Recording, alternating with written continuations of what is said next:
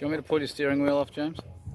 Yeah, the trick is supposed to be if you're supposed to hold a pillow in front of your face and just try and make sure you don't punch yourself in the face. But if you don't, No, that's your first night in prison.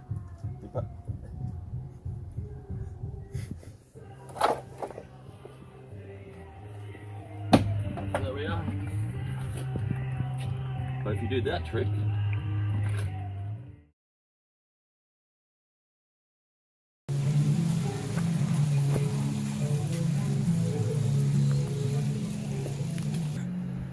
So today, this piece of shit comes out of here. See what goes bang. Or anything? Right there, 12 mil right there. That's 10 mil, sorry. Yeah, good spotting. What's still in there, James? I've got to remove the gearbox earth. Dude, you can totally pick a car up with an earth strap. Well, the engine stand, well, the engine hoist, it gave up the ghost halfway through it, and we had about this much motor still on the bottom, still below the radiator support mount to land there. Yeah, okay. So, because I don't want it to go,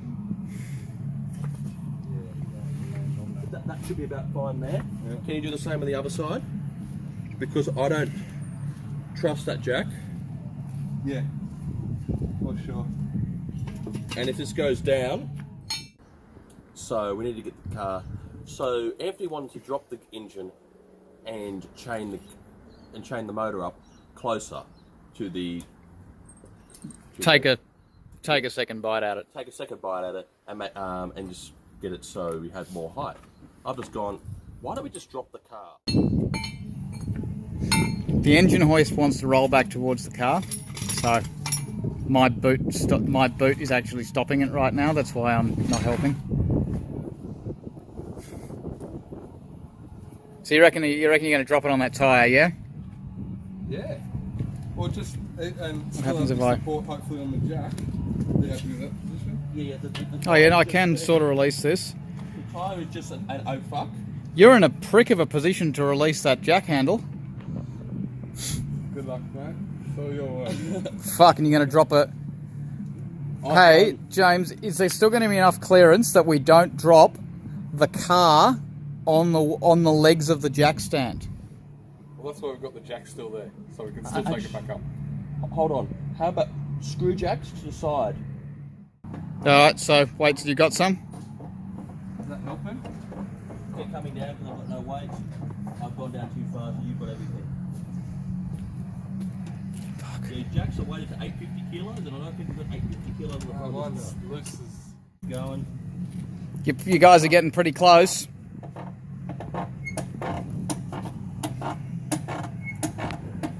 Yeah, I'll get that. Yep. Let's keep going because Keep going. we want to go as low as possible. Si, senor.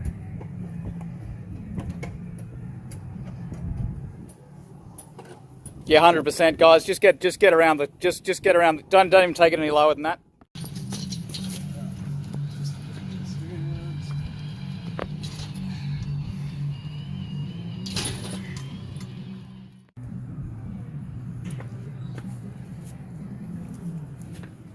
I had some lemon moments. But I guess that's all part of the fun, isn't it?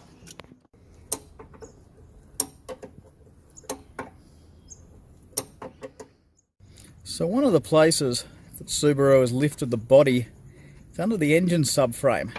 So we got this about an inch of spacer in here, and now that the motor's out, we can get rid of it. Hold on. Yeah. I need my stick. Lost your stick. It's alright, this is...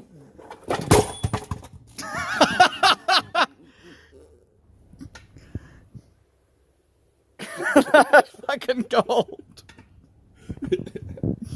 And that's gold for North Korea.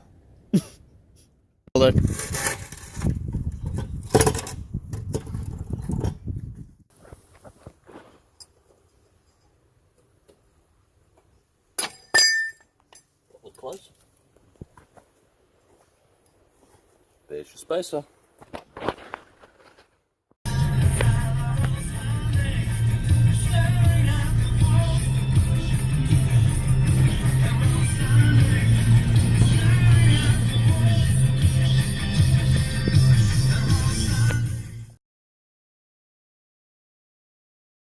So, due to the removal of the last motor getting a bit sketchy, I'm actually going to service the engine hoist.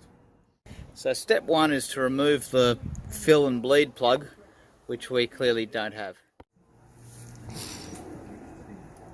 We don't necessarily recommend this method. Do we recommend anything we do with this car? No, I don't recommend any of my life choices. So these bell housing bolts are just a little bit too short for this engine stand. Correct. Now ideally you'd get a longer bolt, but it's Sunday afternoon, so we're going to have to just modify the stand a bit. Oh, okay, yeah.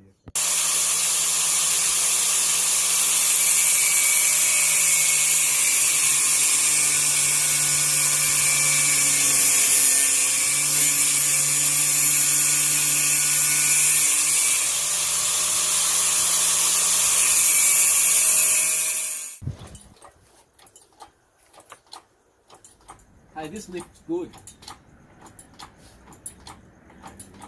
You better be, since you fixed it. Well, when I say fixed it, I mean I poured some oil in and I chased air bubbles around to the best of my ability and understanding, but I don't really know how this works. Well, it's better. It's totally better, like it's holding 180 kilos right now.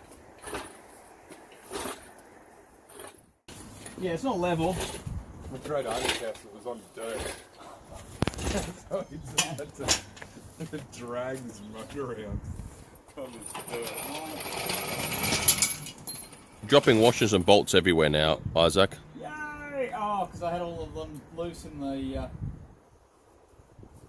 now improved engine stand. So you reckon I can drop this down gently, like just to bring it in a bit? It's not just going to Well, if we hear it go bang, we know you can't. yeah, obviously if I've just you might just see this go.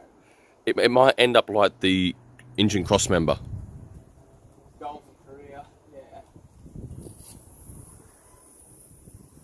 That looks pretty good. That looks alright, eh? Hey. I've got a working hoist. This is awesome. Yes.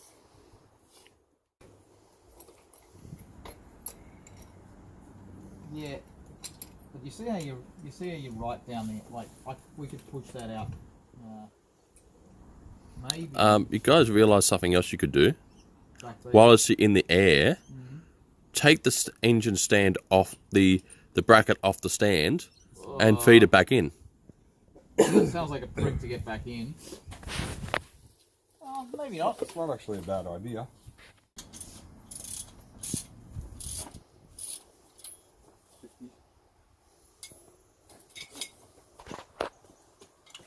Let's hold this. Let's see.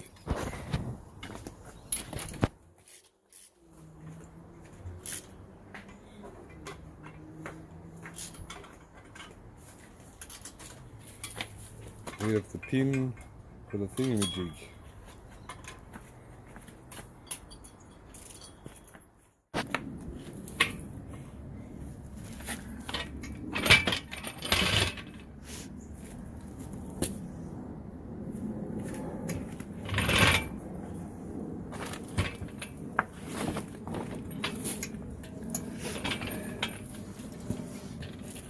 I'll drop a little bit from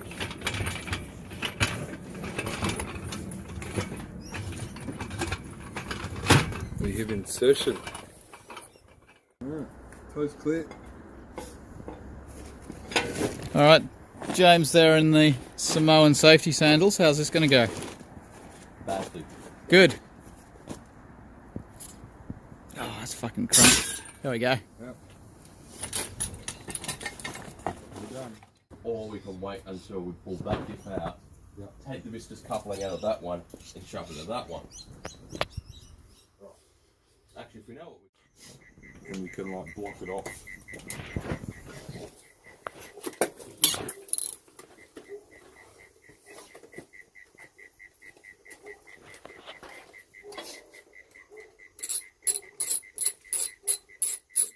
Must be something, some sort of sensor or something. Is this shifted or something? Yeah. For anyone wondering, we are using an old flex plate Off the automatic transmission. to act as a crank lock. So basically, we've essentially using the flex plate with a little bit of with a little bit of bracket down the bottom there to bolt the engine to itself, so we can take the crank bolt out. Yep.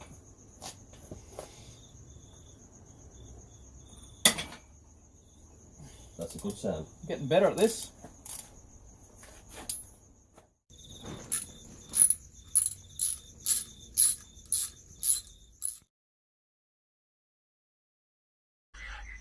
If you ever attempt to remove a timing cover from an EZ30, you are going to encounter a lot of these 5mm Allen key screws.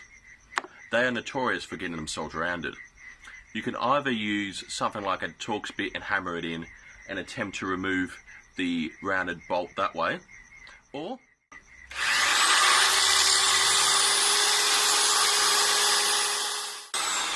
and voila, that's how you remove an Allen key bolt from an EZ30 timing cover.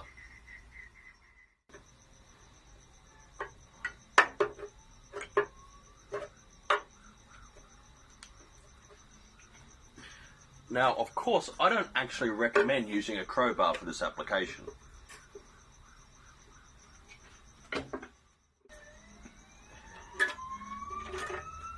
And there you go.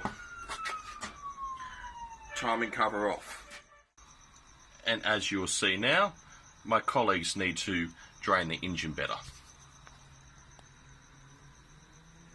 See all that lovely oil they left for me to clean up? I learnt this next trick the hard way.